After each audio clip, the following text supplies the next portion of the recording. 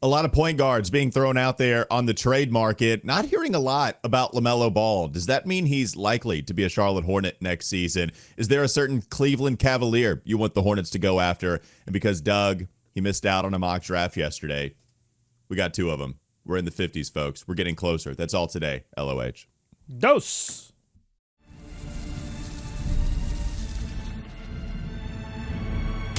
You are Locked On Hornets, your daily Charlotte Hornets podcast. Part of the Locked On Podcast Network, your team every day. In a minute, cuz we live.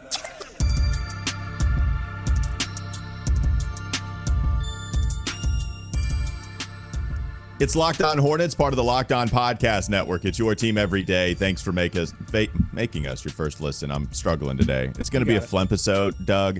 I'm battling something a little bit this morning, and it's just a weird one. So a flempisode is what is. I might get jealous for the people. I might get jealous if you're battling something other than me. I might get jealous. Well, and this is your bag, man. Like you got the kid, you got the germs coming home from daycare. This is not usually something that I'm battling. It's something you're battling. So instead, it's a little Freaky Friday edition of Locked On Hornets. That's Doug Branson, everyhornetsboxscore.com. I promise I can talk today. I'm Walker Mail. Listen to me on WFNZ every weekday from 12 to 3 p.m. How about this, though, Doug? This will cheer you up. Today's episode is brought to you by Game Time. Game time? Oh, it's been a while. Like a warm, comfy blanket. Download the Game Time app, create an account, use code LOCKEDONNBA for $20 off your first purchase. So I've been listening to a lot of NBA podcasts, getting ready for the offseason, getting ready for the draft. I've been taking all the NBA content in, baby. And besides catching the usual Hornets strays, another thing I'm noticing is all of the talk surrounding the point guards, okay? So you hear Shams Charania tweets out Darius Garland underwent surgery for repair on his great toe. Okay, not his big toe. He underwent surgery to repair his great toe and will be sidelined approximately 4 or 5 months. So now Cleveland may be looking to shake some things up, make more noise in the postseason rather than the regular season. Is Darius Garland out there to be had? Matt Moore tweets this out.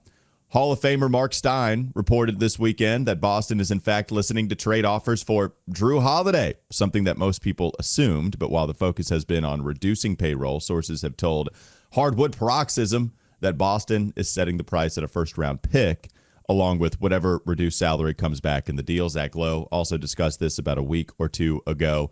Trae Young has been in the mix. What are the Hawks going to do? They've had some front office changes. Do they want to go with Trae Young long-term? He's extension eligible. Maybe they bring him in long-term. He'll opt out of the player option, only $48 million. He'll make that for sure on the next contract. Like Anthony Simons from Portland, if the Rockets are going to change some things up, Fred VanVleet is thought of to be floated out there because the Rockets, hey, is Fred VanVleet going to Phoenix? Do you want to pair him with Kevin Durant? There are a lot of point guards being talked about here, Doug. I'm not hearing a lot on LaMelo. I don't know if you're hearing a lot, but I'm not hearing a lot on LaMelo. No reports. All these podcasters in the know, they're not throwing him in any fake trades. Like, they're just not even really talking about him a lot. And, you know, like rumors about. They don't want to report anything, but everybody's got rumors, right? They're hearing stuff. And so they use the rumors as fodder for their podcast. And so it allows us to kind of be in the know, kind of not. We're in this weird space. It's not being thrown out there. It's not LaMelo. It's all these other point guards. Kind of sound the easy answer, the default answer for whether LaMelo is going to be a Hornet next year. The default answer is always yes, just because it's easier to not trade somebody than it is to trade somebody. So that's always been the answer. But there's always that possibility, like real possibility. Maybe the chances are they're slimmer than ever with all of this other point guard talk out there. Doug, how do you feel? Well, the default answer is yes for a lot of reasons, because LaMelo is a special talent on a team that is not exactly talent rich. So assuming that they're going to trade that kind of talent would be a little bit silly. Also, we don't have any evidence of this front office making a major shift. They've made minor shifts. They've had great success with bringing in draft assets and picking up players from other people's G League teams around the league, but we have not seen them make the big shift yet. So until they do, it's hard to anticipate when exactly that's going to happen. Also, it's difficult, even though LaMelo's contract is not a monster contract. It's not like a $50 million contract. It is rather large, and trading rather large contracts under this new collective bargaining agreement, particularly two teams that are contending and already over an apron or even into the second apron, is difficult. It mostly requires three teams these days. And so for all of those reasons, I think if you were betting if he's going to be a Charlotte Hornet next season, you go ahead and bet that he is. I think, if a deal got done around the draft or before the season, I think the sort of seeds are there, but it would still be a shock.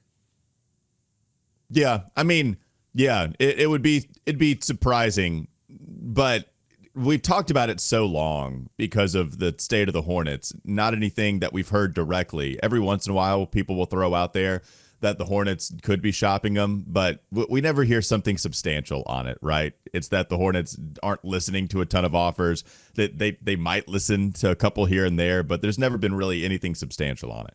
And that's good. Like, that's healthy. Yeah, absolutely, you don't want to be in a situation where your best player, your most highly paid player, is having to constantly deal with questions about their future with the team. That's ultimately going to lead to distractions and him possibly playing worse or asking out. And so he's not having to deal with anything like that, and that's good.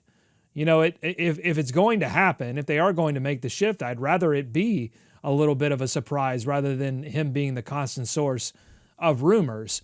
I do think if they want to make that shift, even though there are a lot of point guard names out there right now, I think there will be the opportunity to move LaMelo Ball if they wanted to because of LaMelo Ball's unique gifts.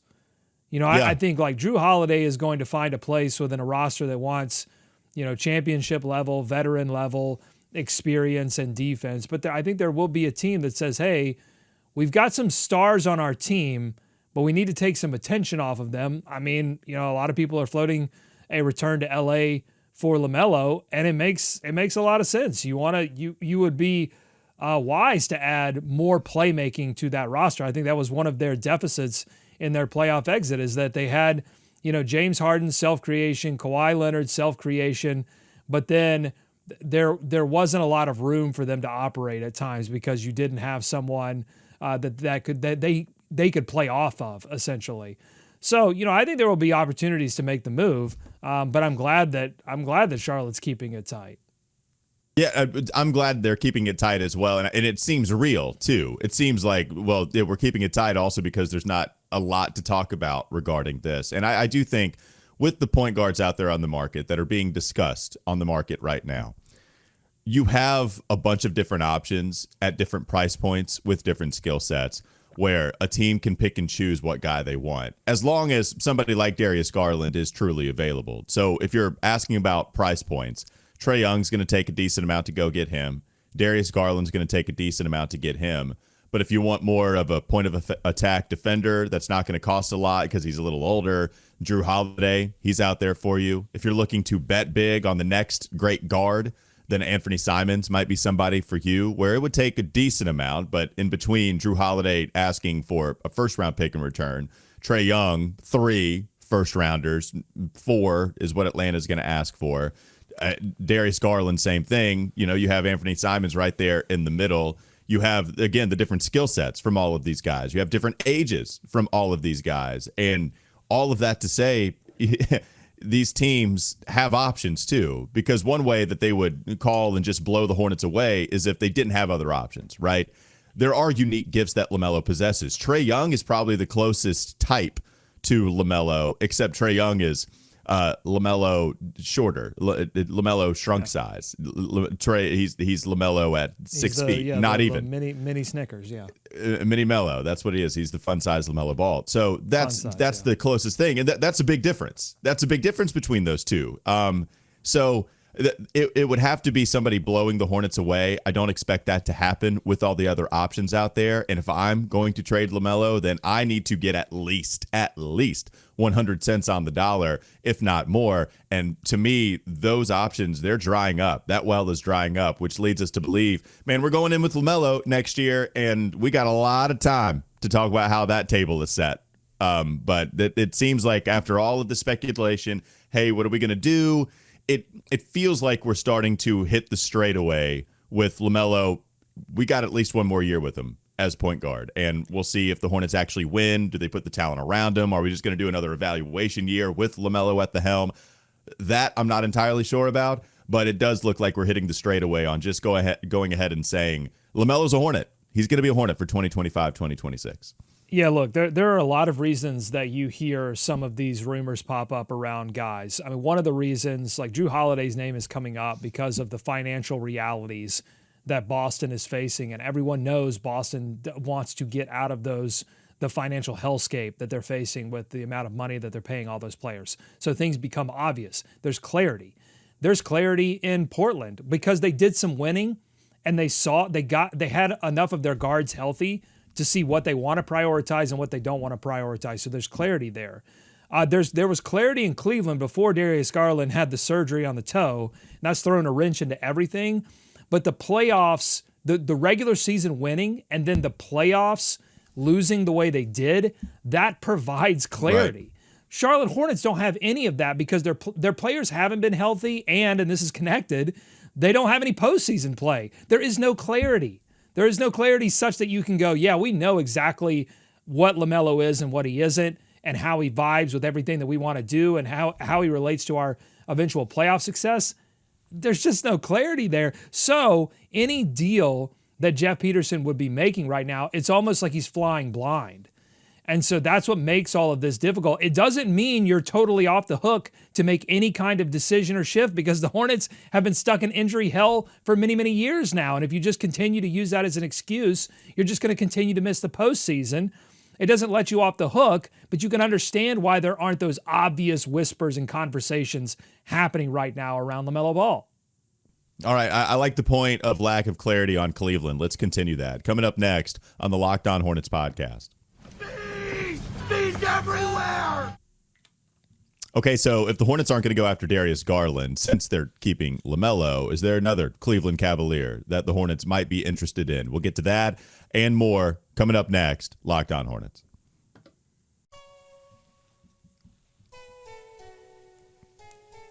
This episode is brought to you by Wayfair. There's nothing like stepping into your own outdoor space and feeling like you've escaped to a personal oasis. If you're wanting to update your patio this season, Wayfair has made it so easy to turn it into a space that feels like yours, comfortable, stylish, and ready for summer. Wayfair has everything you need to level up your outdoor space. Conversation sets, outdoor bars, fire pits, hot tubs, gazebos, and yes, even the perfect string lights to set the vibe. It's like giving your backyard that resort feel without the resort price tag. Don't wait. Make your outdoor space your dream oasis today with Wayfair and enjoy it all summer long. Head to wayfair.com right now to shop a huge outdoor selection. That's Wayfair, wayfair.com. Wayfair, every style, every home. More Locked On Hornets ahead.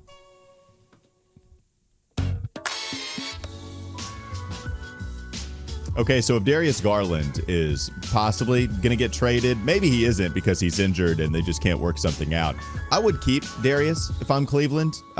Man, unfortunate injury, but God, he was very, very good this year. But the easy guy to trade for Cleveland, if they're looking to mix it up, clearly they're not going to trade Donovan Mitchell or Evan Mobley. That's just a non-starter for Cleveland. The other guys have a lot of talent, and the other guys make some sense, even more so than Darius to me. Jarrett Allen has been someone we've talked about quite a bit on this podcast. He's not quite in the Miles Turner tier. He's not in the Russell Westbrook tier. Not even in the Chris Paul tier. But he's somewhere like towards the top 50 percentile of the mountain, if you will. And I think he's back. I think there's a shot. It would make some sense for Charlotte if they're just done with the injuries at center, since they have tried to trade Mark Williams before. Do you just want to go ahead and not worry about center anymore defensively? Jarrett Allen, is he more likely to be traded now that you've got Cleveland trying to figure out how to shake things up going into next year where they're looking to graduate to a different level in the postseason. Is Jarrett Allen the most expendable on that roster, and should the Hornets be in on him? Oh, absolutely. I think they're going to have to do something because they're facing a situation where they're going to be in the second apron. I'm not sure that franchise in particular wants to be there at all, and certainly doesn't want to be there to the level that they would be if they kept Allen, whose contract hovers around $20 million, and Garland, who I don't think they're going to trade because is like you're going to take a pay cut on that value because he's injured. Why not just keep him, see if you can get him to be healthy into the playoffs next season, which they would be with or without Jarrett Allen, and then get him a healthy playoffs where he performs well, and then you can maximize the value that you get back in return for Garland. Right now, people are seeing a Garland who came into the league injured, hasn't been really super healthy for the playoffs, and now is injured again with his toe injury. So I think Allen is expendable. And for the Hornets, look, I've been on this podcast advocating for the Charlotte Hornets to finally, get with the program and get a big who can shoot threes. Well, Jarrett Allen can't do that.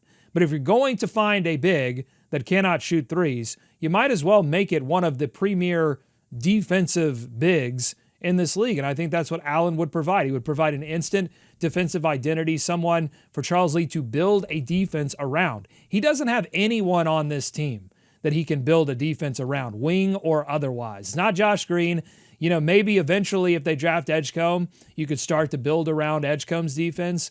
But why not just have an anchor in Jarrett Allen that could do that for you? I think that would immediately, I think it would result in an extra probably 5 or 6 wins on the record, and you get somebody that can help you start to build that. Whatever part of Hornets DNA is defense, he would start to help you build that. So what's funny, though, is you go with clarity, right? Cleveland, I think, would trade Jarrett Allen because when they lose in the postseason, there are a lot of games that Jarrett Allen just flat out isn't good and outright bad. And I think I can't help but go back to that Knicks series a couple of years ago when Mitchell Robinson just destroyed him. Now, Mitchell Robinson, he does that to guys. When he's healthy, Mitchell Robinson will make you look like a fool. He did that with Miles Turner, who is a good center, a different type of center because he can shoot threes. But Mitchell Robinson was just grabbing all of the offensive rebounds and really punked Jarrett Allen. I think more so than Turner, because Turner at least has some offensive offset out on the perimeter and you can do some stuff with him. But Allen can't, certainly not away from the basket nearly as much. And then you have a game against, let's just go with the Cleveland and the Indiana series earlier this postseason in the second round. I don't love Allen going 2 rebounds in 20 minutes, 4 rebounds in 30 minutes, 5 rebounds in 30 minutes in game 1 against Indiana. A lot of that is what Indiana does because Miles plays out there on the 3-point line. So it opens up the paint, driving lanes, all that. You got to worry about the 3-point shot. At the same time, when you look at someone like Jarrett Allen, who is constantly questioned, once you get to the postseason, and he's losing matchups, and that hurts Cleveland. I mean, it hurts them quite a bit.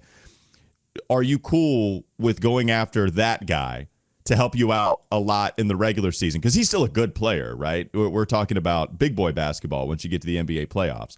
So you're talking about getting rid of assets to go after Jarrett Allen, who helps you in the 82-game set. But then once you get to the postseason, he's shown a decent amount of flaws. Is that something you want to go after? Now, the Hornets haven't gotten to the postseason, so do you just worry about that problem once you get there? He's older, maybe he's more experienced, cool, but he's already decently old now. He's not the fun, young, hey, is anybody paying attention to the center with the Brooklyn Nets? He's not that anymore. He was that forever. Now he's not. He's 27 years old. So, yeah, I think you'd have to be careful going after him, but if they did, I don't see a lot of scenarios where I would hate it, Doug. I'd be cool. Okay, we got somebody that we can depend on. This is going to be fun for 80 games, and I think he's a good locker room guy. So I'd be in, of course, depending on the price, but if you're just going equal value, I'd be in on the Jarrett Allen sweepstakes, but there are some flaws for sure. Oh, yeah. But again, I think you hit the nail on the head. Those are playoff problems. The Hornets aren't even if you can find someone to get them. I want those problems. Yeah. Well, that's the whole idea, right? Is it's not really about getting Jarrett Allen to a first or second round series and seeing what he can do for the Charlotte Hornets. It's about building a team that can get LaMelo Ball to the first round of the NBA playoffs, that can get Brandon Miller to the first round of the NBA playoffs, and then see how they perform. And if we come away from a first or second round series and say, well, you're not a Jarrett Allen guy, that really, he weighed us down. That wasn't exactly what we were expecting. Well, at least we got there. That's the whole thing. I mean, they don't have that. That's why they were looking to move on from Mark Williams, because they didn't have someone at center that was going to be reliable, consistent enough on both ends of the floor. And that's what Jarrett Allen would provide. Would it be the elite level play that maybe you would expect from someone who is making max money? Maybe not. Maybe it doesn't quite get there, but at the same time, it's competent enough level of play that you could help your two best players get some postseason experience, which I think would actually make up for whatever deficiencies relative to the amount of money that Jarrett Allen was making. That it would make up for it. Well, and it's not even all that much. It's $20 million this upcoming season, $28 million the year after that, $30 the year after that, and then 32.4, 32.5, and 2028-29. That's that takes him a long way. It's a lot of money on the books, but it not annually, just more so a lot of money on the books because he's going to be on the books for a long time for you. Yeah, look, and I'm not going to defend any of the playoff numbers. I understand all of that. Here's what I would say is that how much of Evan Mobley's ascent factored into Jarrett Allen? Because look, I mean, the too big thing is cute. And it's been a cool wrinkle that we've seen this season and maybe into last season a little bit. And I think it works.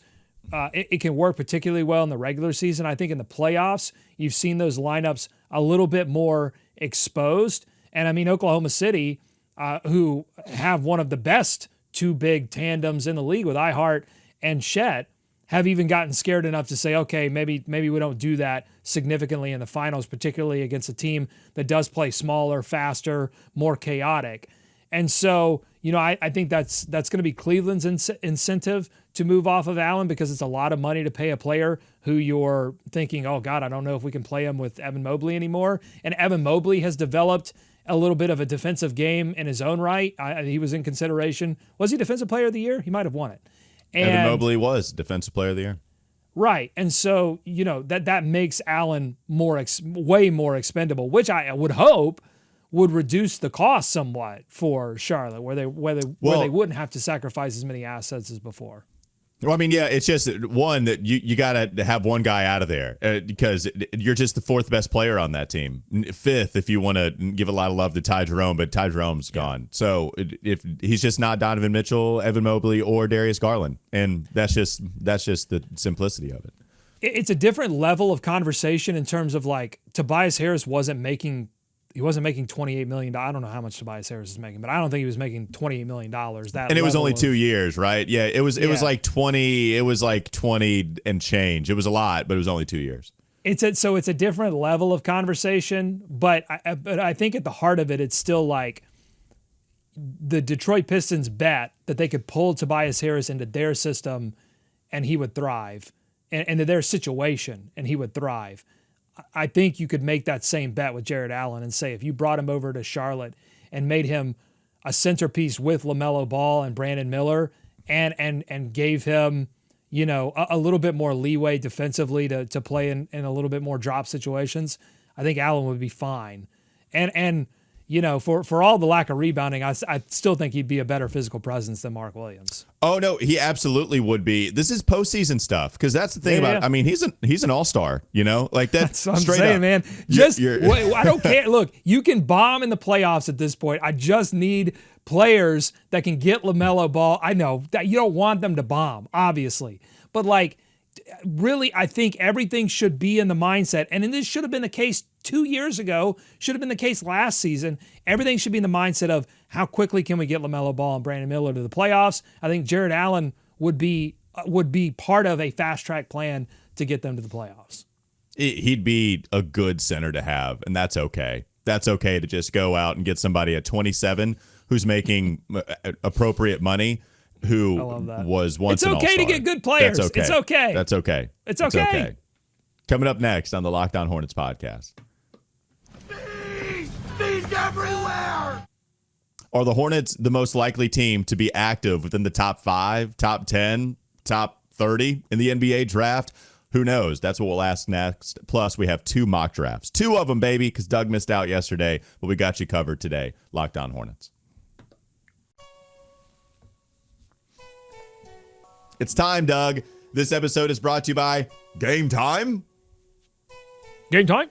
Game time? Game time? It's been a while. It's okay. It's been a long time, but I'm glad they're back. There's nothing like the NBA playoffs. The intensity, the buzzer beaters, the fans losing their minds. It's the kind of atmosphere you must experience live. And this year's matchups are already delivering. The NBA Finals. I'm hoping, all the ratings talk aside, just go there. You can be a part of the ratings problem by just not watching and instead watching live, going to the game. Do that. It's the kind of atmosphere in Indianapolis, the next game today, that you must experience, and it makes it fast and easy to get seats when you go to Game Time. Even for the biggest playoff games like the NBA Finals, prices on the app actually drop closer to tip-off. And with killer last-minute deals, panoramic seat views, and no surprise fees, Game Time is a total game changer. If the NBA Finals aren't your thing, I would expect they are if you're listening to this podcast, but if you like the NFL too, the NFL schedule release just dropped, and you better believe I'm already looking at my fall calendar and picking which games to hit. The Rams game in Charlotte is enticing to me. Go Panthers, beat the Rams. I'm hoping to say that in person. Take the guesswork out of buying tickets with Game Time. Download the Game Time app, create an account, use code LOCKEDONNBA for $20 off your first purchase. Terms apply. Again, create an account, redeem code LOCKEDONNBA. Locked On NBA for $20 off. Download the Game Time app today. Last minute tickets, lowest price guaranteed. More Locked On Hornets ahead.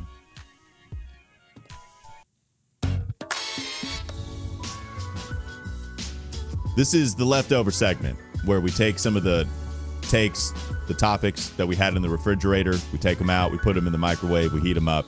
Boom, you got yourself a leftover segment. Doug, what do you want to hit? What do you want to eat out of the fridge? Do you want to eat the Hornets being one of the more likely teams to deal at the draft? Did you want to try to do that and go with a little Hornets role play since we experimented with the starters there yesterday? Tell me where you want to go, Chef. Bleacher Report has us ranked as one of the top 5 teams, and I buy that. I think we were 5th on that list of the top 5. The Nets were number 1 because the Nets have a ton of picks. And I've been signaling that I think a Nets-Hornets trade makes a lot of sense for them to move up to 4 if the Hornets don't find the player that they want. If VJ Edgecombe goes 3, if Trae Johnson goes 3, and they wanted Trae Johnson, then they could certainly take Ace Bailey. But if they didn't want to do that, then they could move down into the Nets position at 8 and still have, if they were, Yaki Chonis fans, if they wanted to go Carter Bryant and have the 3-and-D opportunity there, or take a big swing on Cedric Coward, they could do that at 8 if they wanted to trade with the Nets. So I think they are likely to make some kind of move, and I think the likelihood, and this was noted in the Bleacher Report write-up, is that they have the 33rd and the 34th pick. I don't expect them to make both of those second-round picks because they're already up against it a little bit in terms of the cap. And 33 and 34, that's guaranteed money. I mean, they're probably going to sign both of those players to guaranteed contracts. I just don't see the Hornets doing that. So whether it's moving, I don't, as much as I would like for them to package both of those to move back up into the first round to get somebody that they like a center, we've talked about Kalkbrenner or Max Reynaud. I honestly don't see them doing that either. I think the most likely outcome of any trade would be packaging that for future assets down the line. Well, last time we had this discussion when the Hornets had a bunch of picks, I think they had 4 a few years back.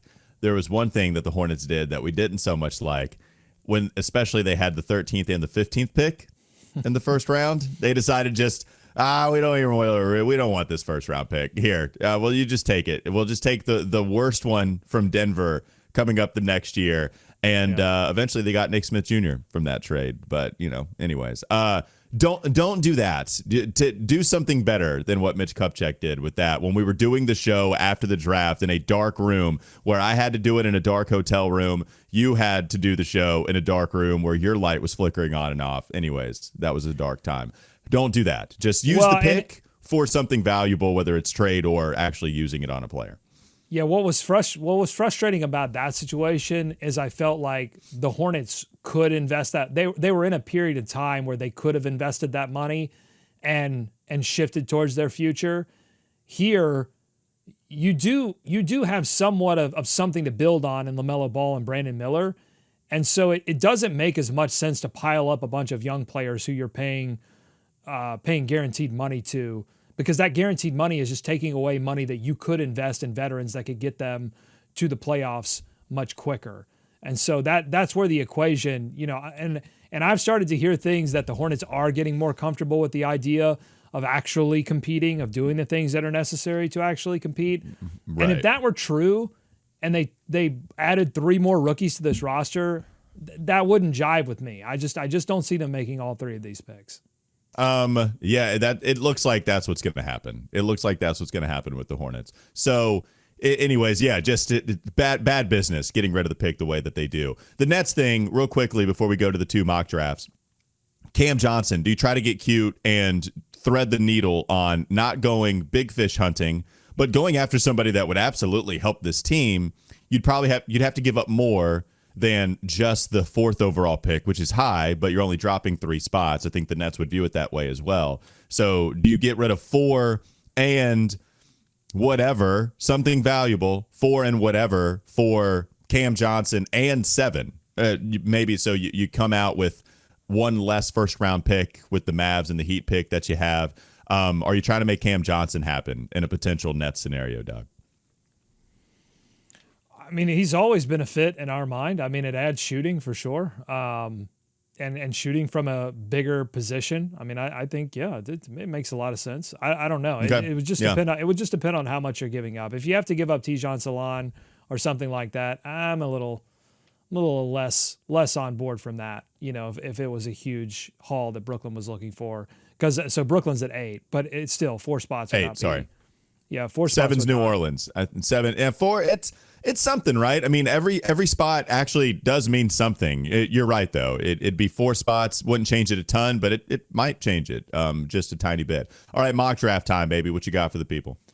All right, so Ringer updated their mock draft, and it was a big update here from the team at Ringer. Cooper Flagg and Dylan Harper still locked at 1-2, but Philly selects Trae Johnson. Now, they do say that the Sixers are one of the tougher teams to read in this draft. They can move their pick, but the list of potential suitors is slim considering their specific need. So they go with the offensive player there. They don't want Bailey. Bailey shifts down to 4, and that's where the Hornets select Ace Bailey. And the Ringer writes, Bailey's ability to mesh with LaMelo Ball and Brandon Miller is something I've gone back and forth on for the past several weeks. On the one hand, Ace would rack up a ridiculous amount of easy points off of Ball and Miller's passing. If he buys in the idea of moving without the ball, it sounds ridiculously fun. On the other hand, the other 2 spots would have to be filled with plus and likely elite tier defenders at the point of attack and the rim, but that's not an immediate concern. The Hornets are mostly directionless, ouch, and just need talent. Okay. So this is a draft first, ask questions later decision for a team that really needed to win this lottery. Landing Bailey at number 4 would be a coup. A coup. Yeah, we've given our thoughts on Ace Bailey. The only thing I'll say real quickly, it got some mid-range conversation yesterday, got some mid-range comments, right? You mentioned SGA doing this in the postseason, having that ability in the postseason is a big deal, and it is. And I don't want to be the guy that just wants to completely eradicate the mid-range jumper. Like I don't want to do that. It's just it's really hard to be a top dog in that area where you get to your spots and then you hit that shot all the time, like a Kevin Durant, like a Shai Gilgeous-Alexander. If you think Ace is that, then okay, take your swing. That is such a slim margin for error if that's the way that it works out in that area of the court where you're constantly creating from that spot, right? Like it's not going to ever be completely erased from his game, nor would I want that to happen for Ace either. I would want him to utilize that part, just like I want Brandon to utilize that part, and he still does. But if that's still the most comfortable and he's still only shooting less than 44% from that area of the floor, then that's where it gets real dicey, and that's the most likely outcome. You'd have to believe in an outlier here with Ace, which I guess is the case for a lot of draft prospects, but it's tough. It's harder for me to buy in to the Ace fit with Charlotte, as we've mentioned a ton of times. The offense, I think to me, the biggest offensive concern is what does it do to the development of Brandon Miller? And is Ace Bailey going to be completely satisfied with his role on a team with LaMelo Ball and Brandon Miller, even in his rookie season?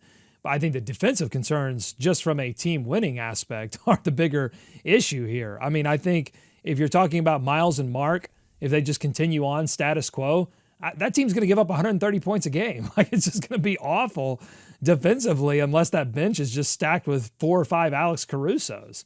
Like, you better go get Jarrett Allen if you're going to bring Ace Bailey into this guard rotation. Well, it'd be crazy. You're right. To be fair, VJ Edgecombe is the only one that changes that fact. Nobody. Con Knippel doesn't. Trae Johnson doesn't. Con Knippel is. That's fair. The defensive stuff is, hey, he's strong and he's better than what you think from a shooter. He's still going to get attacked, man. That's going to happen in year one, at least, if we're talking about next season. VJ is the only one that changes that fact. But you're right. It would be true still of Ace Bailey being here. All right, so I think I owe one more. ESPN, Phony Gavoni, and Jeremy Woo did a draft where they went need and they went value. So Gavoni was doing need and Woo was doing value. So with the 4th pick in the need draft, that Gavoni goes Harper here because Harper doesn't go to San Antonio because they don't need him. And right. Philly doesn't need a combo guard either. They've got Maxey already. So Gavoni goes Harper for the Hornets. And then Woo's pick that gets the best value is Con Knippel. And the previous value picks for Philly were VJ Edgecombe. And then Woo's value pick was Dylan Harper at 2 for San Antonio. And then, of course, Cooper Flagg at 1. So Knippel, the pick instead of Trae Johnson or Ace Bailey. Look, we don't have enough time. And this is A-block stuff anyway. I think we're going to have to really look at life with VJ going to Philly. And we're going to have to figure out what that means for Charlotte. It just seems like all the signs are pointing to that. Look, we're June 11th. Things could change next week. But right now, if I had to bet my money, I'd say VJ is going to Philly, and the Hornets are going to have their pick of all the other guys that we've discussed.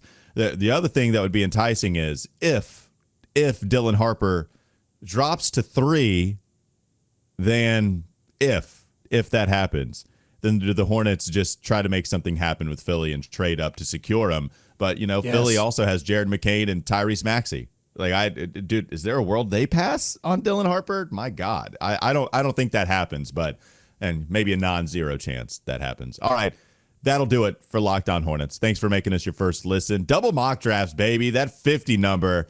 It feels weird that we're here in the 50s, but we're here. It's not too far away when we find out what the Hornets do on draft night. Doug Branson, everyhornetsboxscore.com, also keeping you up to date on everything happening nationally in the NBA with Locked On NBA. Matt Moore putting out a lot of good stuff lately, and Hayes also doing a great job on Locked On NBA. I'm Walker Mail. Listen to me, WFNZ, every weekday from 12 to 3 p.m. Have a great rest of your day. We'll be back with you tomorrow.